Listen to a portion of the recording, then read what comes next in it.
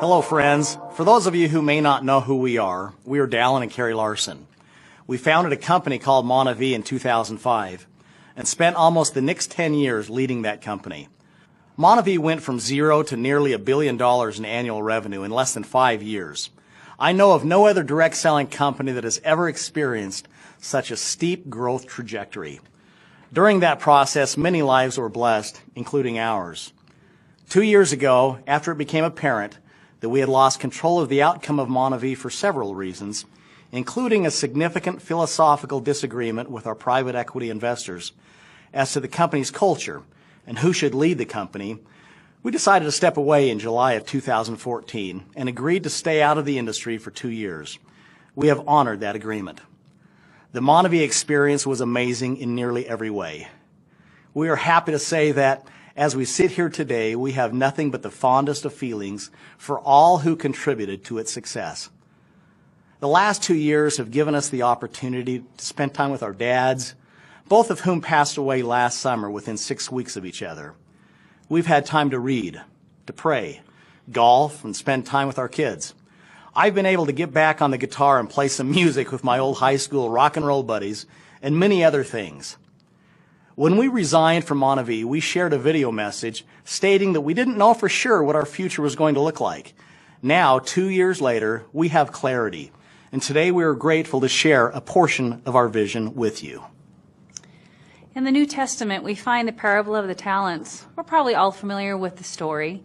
And the message is that we all have different gifts and talents given us by our Creator, and that instead of burying them, we will be held accountable for how we nurture and multiply those talents. So instead of spending the rest of our days playing golf, fishing, reading, and traveling, we're determined to use whatever gifts and talents we've been entrusted with to serve and bless others. For some reason, even though I don't feel particularly gifted in many areas, Carrie and I seem to have been blessed with the ability to help create culture and companies that allow people to prosper. So we have determined to continue spending our time and passion doing just that. Since 1989, I've helped start and lead companies that created billions of dollars in earnings for distributors and stakeholders. We fully expected Monavie to be our last stop, but everything happens for a reason, and we don't question it. The Lord has said that His ways are not our ways. We've learned that to be so very true in our own lives, and as a result, we look forward. Interestingly, since I was a teenager, the number 3 has always been my favorite number, and so, after having helped build 2 very successful companies in direct selling, we've decided to spend the rest of our days in building a 3rd and final company. And its genesis begins today with this message. We're starting this enterprise with the intention of doing good, of being good and wanting to bless others physically, financially, and spiritually. We want to help give roots and wings to individuals and families in an increasingly rudderless world. That's all, nothing more and nothing less. I agree with what Carrie's saying. Our absolutes in this venture are simple. They're short and they're clear. There are only 3 of them, really. First, we have every intention of leading this company until our last breath. This will be the final journey of our lifetimes. In addition, we have no intention of ever selling this company. We are not starting with an exit strategy in mind, but instead to build and leave a legacy. And unlike Monavie, we will maintain more than 50% ownership in the company so that we can steer the ship and the culture in a direction we believe to be in the best interest of our distributors. Second, I've often been introduced as the distributor's CEO, perhaps because I began my career in this industry as a distributor. As a result, I understand how hard it is to build and maintain an organization. So as far as I'm concerned, a distributor can never earn too much income. With this as a driving philosophy, we are going to reward and recognize distributors in a most exceptional manner. And if I may be so bold as to say, better than ever before in direct selling. In every decision we make, we will put the interest of our distributors first and foremost, so that you will want this company to be your permanent home, as it will be for Carrie and I. Once we unveil our product story, I absolutely believe you will recognize how disruptive it truly is. We will own a story and a significant niche in the marketplace, and it will be powerful. And once we unveil our compensation plan and rewards and recognition program, Over the next few months, few weeks, you will see more clearly how I value the contribution of distributors and how we have put them first. In today's regulatory environment, the only companies that will survive and thrive will be those companies that create a massive and loyal customer base rather than those companies that simply focus on recruiting other distributors. It is indeed a new day in direct selling, and in my view, this is good news, not bad news. There's nothing in the world that we want or need financially, so we're not motivated by money. No amount of money compares to the satisfaction of helping a single mother put food on her table or get her children educated, qualify for a home, or even pay off her mortgage. And no amount of money is worth losing contact and relations with friends you love. No amount of money compares to being able to sit with friends in hospital bed as they finish the race of life. No amount of money compares to the tenderness of traveling with others to help feed and clothe some of God's most needy children. No amount of money compares to the satisfaction of seeing couples and families grow closer together through shared purposes. It's not about the money for us. It's about living a life of significance. Principles, passion, and purpose don't have a price. Third and lastly, Carrie and I are fully committed to each other and our family. Our priorities will remain God first, family second, and business third. With that said, we will be giving our whole hearts to this venture. Priorities are important, and we believe we've got them in the right order. These foundational principles go a very long way in determining the success or failure in all that we do. This final venture, God willing, will be extraordinary in every way if we are so fortunate to attract like-minded folks we can lock arms with. By doing so, I am optimistic that our future together will be breathtakingly exhilarating.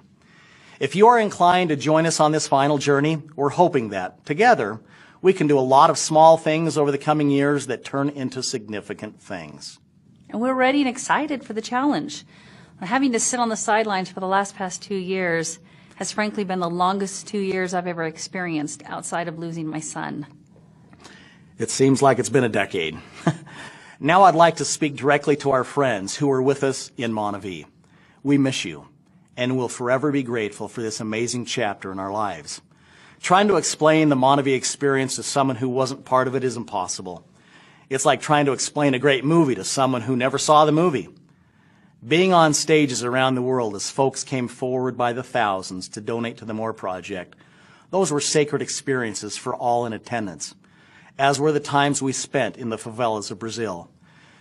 We are so grateful we were able to provide jobs and opportunity to hundreds of employees as well as an additional stream of income to tens of thousands of distributors in more than 20 countries. We cherish both our relationships and memories gained through Montevideo. In all that we do, Carrie and I want to be completely additive and not subtractive. We want to help as many as we can while not hurting others. So if you're earning an income, and if you feel at home with the culture of the company where you are, I'm going to give you the same advice I gave my sister when I left USANA around the year 2000. She had been the top income earner for several years in that company. And as much as I would have loved working with Colette again, and as much as I could have used her leadership as we started Montevideo, I counseled her to stay right where she was and continue earning the income she had worked so hard to create. She followed my advice and has gone on to continue earning significant income for her family. So again, if you feel at home where you are and you're already earning an income, my advice is to stay where you are. I've never believed you have to burn down one company to build another. There are around 7 billion people in the world. My guess is that just as Montevideo was built with newfound friends, our final venture will be much the same. We give you our word collectively that we will not reach out to a single person in Montevideo in hopes of you joining with us. If you choose to join us, it won't be because we called you. We believe that's the honorable thing to do. Now, with that said, we'd like to take a few minutes to talk about our plan. I know that some of you expected a message from me the first week of July when my 2-year non-compete expired, that we were ready to launch our final venture that week. That's obviously not the case. Over the next several months, we'll be working on the foundational pieces of the company. This means assembling a world-class corporate team, identifying a compelling story and product offering, finalizing the compensation structure, and beginning to identify some of our early field leaders. I will, of course, be looking to team up with leaders who are in transition and who have built large organizations in the past. They should have proven leadership skills along with wisdom, people who have proven to be trustworthy, people who can be part of a team, people who can check their ego at the door, and people who love the people business and are looking for an opportunity to build something of significance and stay for the rest of their lives. You know, I've learned in my almost 30 years in this business that past success doesn't guarantee future success. And more importantly, I've learned that someone who didn't necessarily hit a home run with one company can indeed hit a home run with another company. I've learned that it's not one single thing that makes the difference. Rather, it's the convergence of many factors, including but not limited to the right people, the right message, the right leadership, the right product offering, the right work ethic, good chemistry between corporate and the field, and a myriad of other factors. So my message to you is that regardless of the structure coming out of the gates, leaders will emerge over the coming months, years, and decades based on performance.